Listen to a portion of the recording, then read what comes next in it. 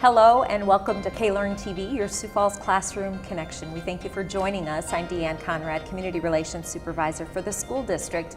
Dr. Brian Maher is here to talk about a very important election that's coming up. We know our community has heard about the election. We hope, at least in some part, they've heard about it. But we really want to take this time to delve deeper into the discussion and answer any questions that they may have prior to Election Day. So this is the largest school bond referendum in South Dakota history, as we understand it. Yeah, I didn't think of it in those terms, but it certainly has a big impact on our city, and our city has a big impact on the state. So I know it's a big deal. Yes, so we want to be able to share information for voters who are watching this program or able to access it on our website or such. This is $190 million that we would issue in bonds to help with some increasing enrollment, some safety concerns that we've had, or just safety upgrades, if you will, and also some security issues as well. Right. Really well put. When you think of what issues do we have as a school district, number one is part of our growth, and number two, just as part of being a large organization. The growth, I think, is pretty simple to see. If you are in or around Sioux Falls, you see new rooftops all the time. And with those new rooftops come new people to our community and new kids to our school district. So the enrollment piece, I think, is easy. And that has manifested itself into a need for a high school, a middle school, and an elementary school. What sometimes maybe isn't as easy to see is the tender loving care that we provide, the facilities that we already have, to make sure that they last for years and years and years to come, and also to provide the security issues that you talk about, the ADA issues that we have from building to building in our district, and also the equity issues, to make sure that if I live in one part of town, the building that my kids go to is every bit as good as the folks across town. So there's a standard of equity that we want in our buildings as well. So all that together makes that $190 million. Right, and there's a point of pride that we take that all of our school facilities are well kept and up to par and good learning environments for our children as well. Not anything extravagant. We've seen extravagant in other parts of the country. Yeah. Not extravagant, but modest learning environments that are good for kids and good for staff. We have good schools. We have incredibly well-maintained schools, thanks to Jeff Kreider and a whole host of people in operational services, but also because we place a priority on keeping those facilities up to speed, up to snuff, as my dad would say. My dad too. And so it must have been a generational thing there. Right. And I'm very pleased with how we take care of the properties that we're responsible for. Okay, so let's dig in. All of this conversation began actually several years ago upon your arrival in Sioux Falls. Yeah, it really did. You know, it was clear when I came, which was a little over 3 years ago now, that the community was growing and that the school district was growing. What wasn't clear at that point was our need for another bond issue and more schools. So we made that part of the strategic plan to really look at our facilities, look at our growth, and really engage the community around that concept. So that's been well over 2 years where we've had that conversation generally. And then specifically, over the last 18 months, we've really ramped that conversation up and really included the public in that dialogue. Right, so if we go back, it was the beginning of last summer when we were starting to really look at our enrollments in each building and kind of fact-finding, if you will, at that point, gathering information. And there was a lot of work that happens behind the scenes that doesn't really get headlines, if you will, but just information that we needed to collect in order to begin the process and know that this was a necessity moving forward. Yeah. You know, one of the things we did last summer in August, and it might have been August 1st, I don't remember the exact date, but it was August work session with our board. And we outlined at that point a process that would take us right to where we are today. And I don't know that we outlined every step exactly to where we are, but it was pretty darn near. In fact, I wish my personal goals would follow that linear progression that this has followed. But in terms of doing the research, in terms of engaging the entire community, in terms of bringing a task force together, in terms of our Board of Education, really doing a heavy lift in developing the scope of the project, all the way to getting to an election day in September, that has really come to pass over the last 12, 13, 14 months. And here we are ready for a vote on September 18th. Right. That September 18th vote didn't just happen at the snap of the fingers, as you've mentioned. We took that information that we gathered last summer, fall, and took it to the community and said, here are the facts, give us your opinion, give us your ideas, your feedback. Those community engagement sessions were well attended, not the best of weather all the time, but they were well attended, and we really did have some good input, very deep thinking on behalf of our community and stakeholders.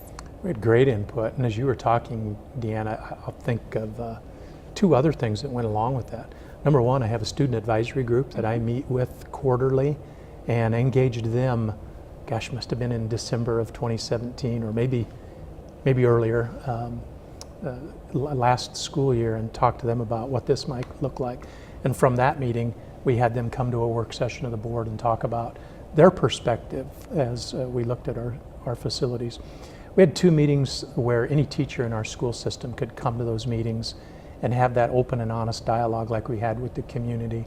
And then, as you mentioned, we had three of those meetings across the community talking about our dilemma, our delightful challenge, as we've termed it, and then potential solutions.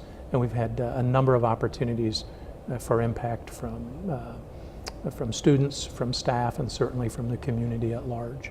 And really that student perspective sometimes gets overlooked in a large project like this, but the students you had on your advisory team, they really brought some critical pieces and parts to the conversation, and also in discussion at that work session with our school board. I know some of those comments made by our students sort of ring in our ears constantly, like, don't change the culture of my school. I love my school.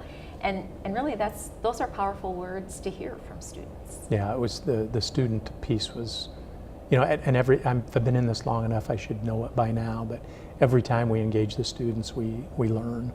I certainly learned just by talking to the student advisory group. And the student advisory group, by the way, is representative of every high school in the district. So every grade level at every high school in the district.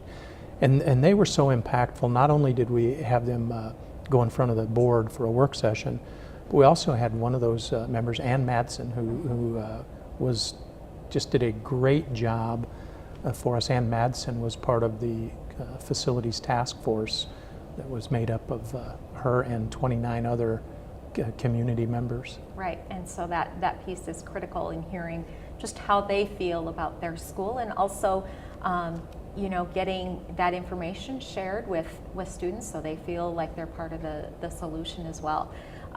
You mentioned the task force.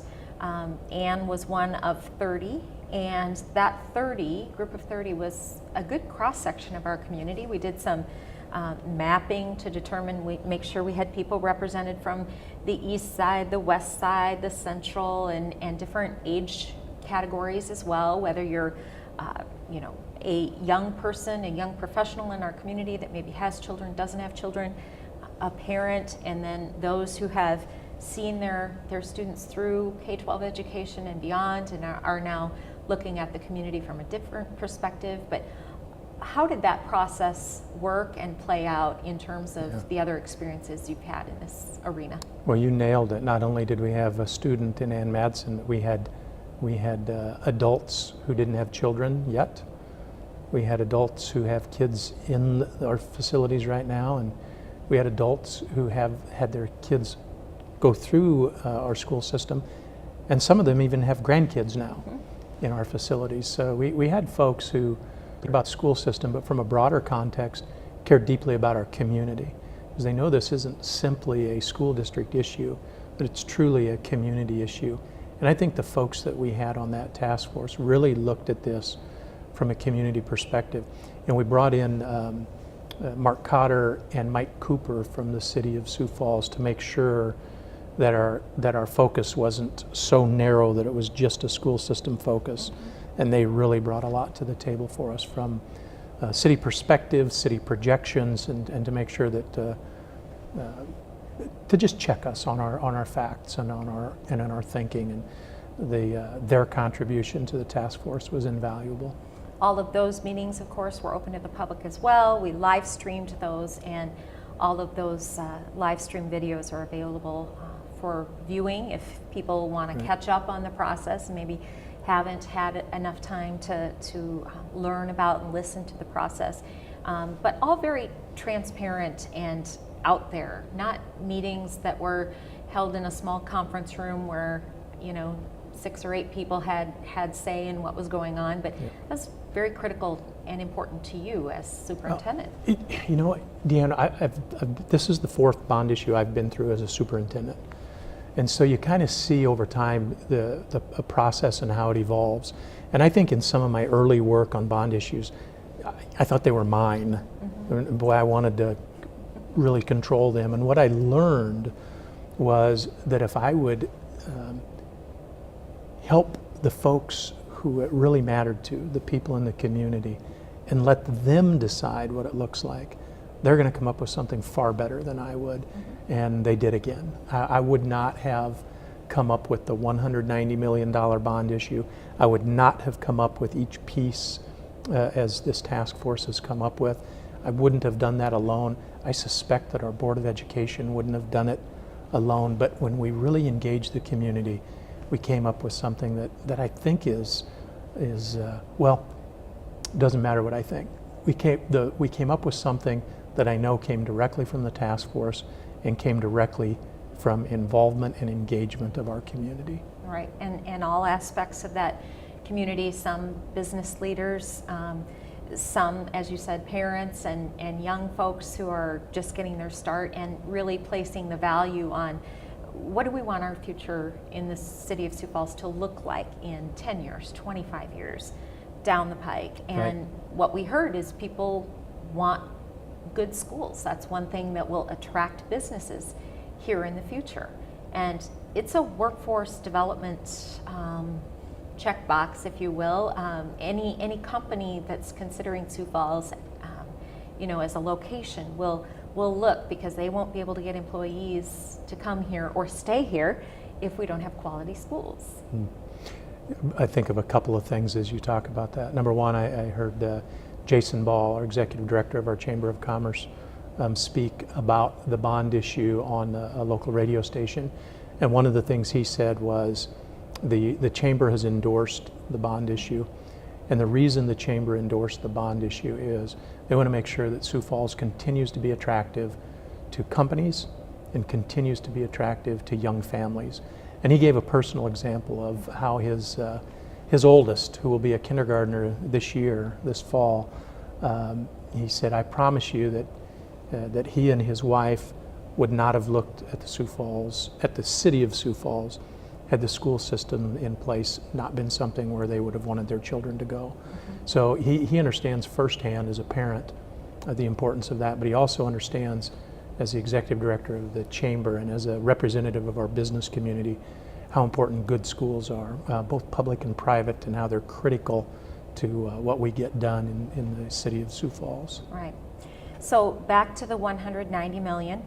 The school board decided on July 23rd that they would approve that moving forward with an election on September 18th. Tuesday, it will be election day in the school districts of Sioux Falls, not necessarily the city of Sioux Falls, but the city and the school district are not necessarily the same boundaries. So we want to make sure that people who are voting are in the Sioux Falls School District. Right.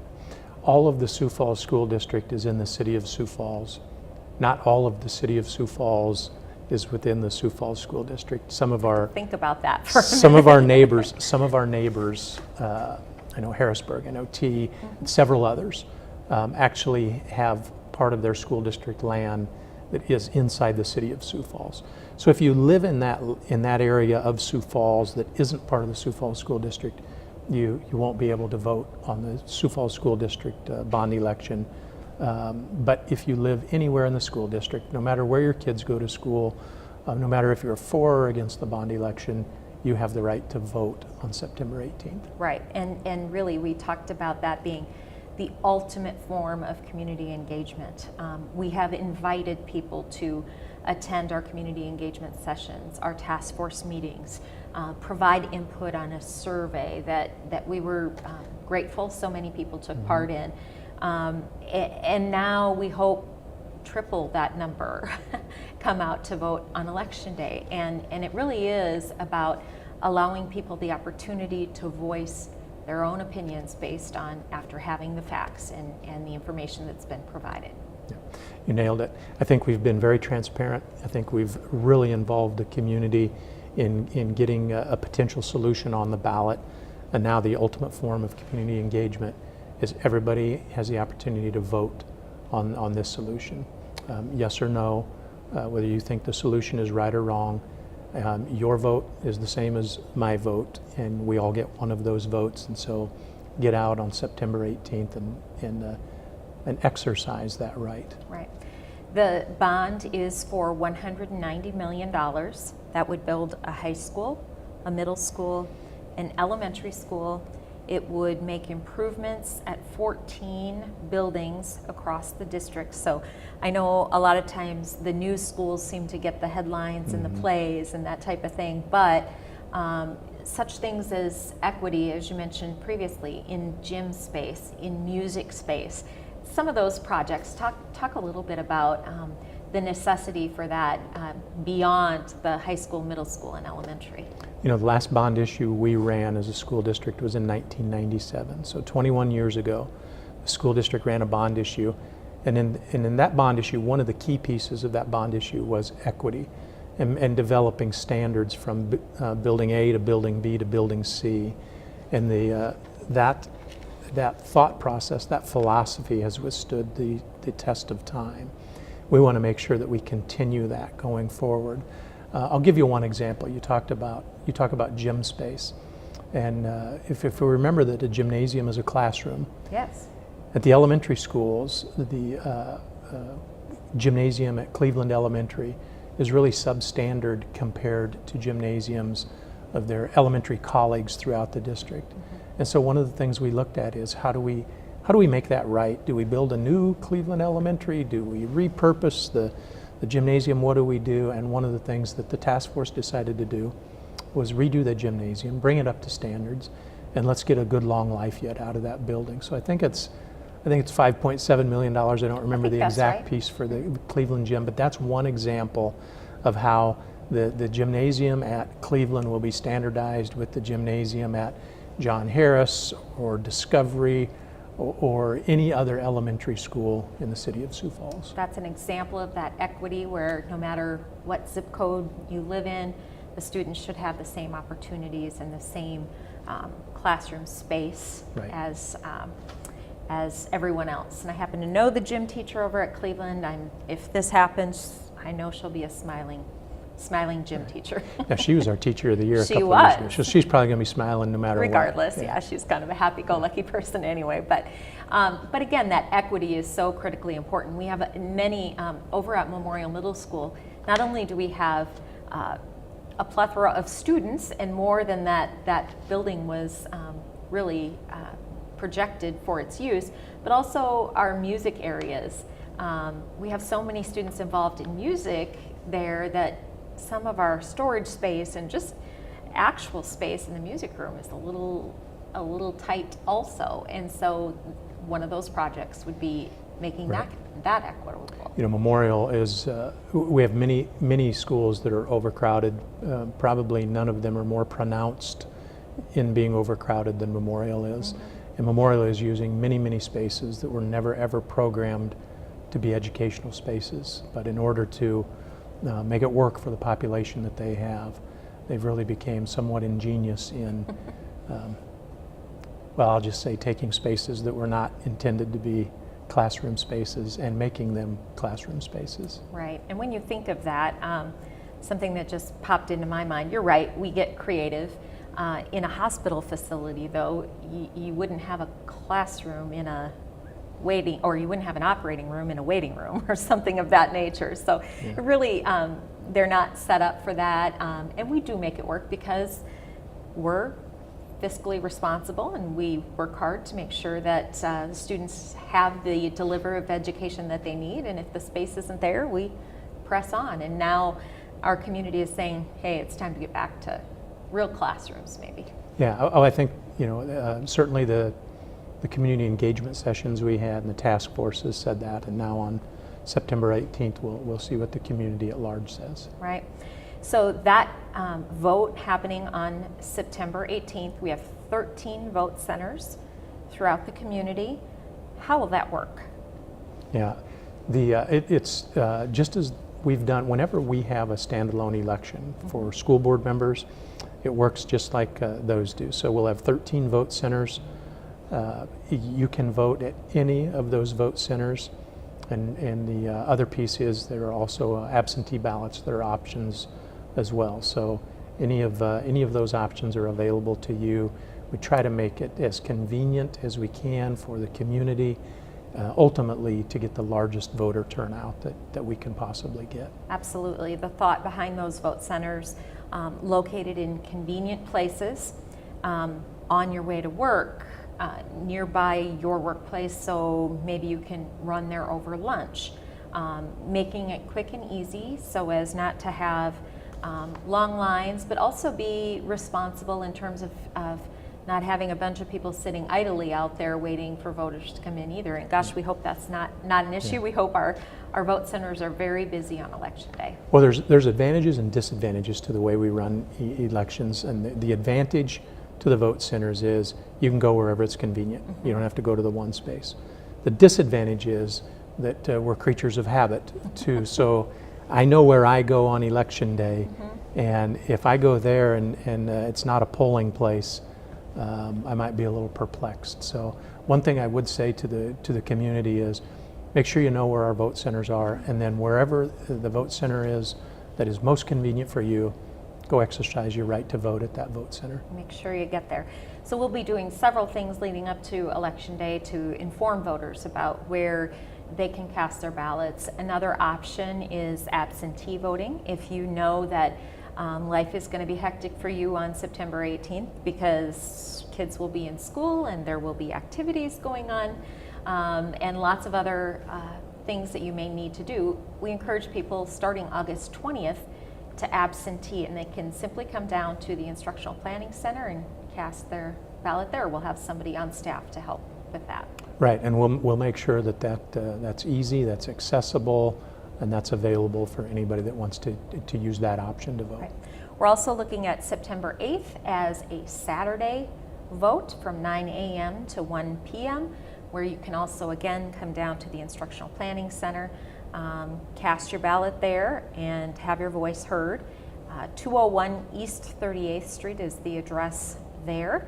Also, just a reminder, I think it's starting to become habit, but bring along your government ID. How many times do people have to run back to the car to grab that or what have you? But if you're coming out on election day, you have to have a government issued ID so that we can verify your voting status and that you're part of the Sioux Falls School District. So what else do you want voters to know about that maybe hasn't got as many headlines as you'd like, or things along the way that they should take into consideration? One thing maybe that gets a little misunderstood is what's the cost to me?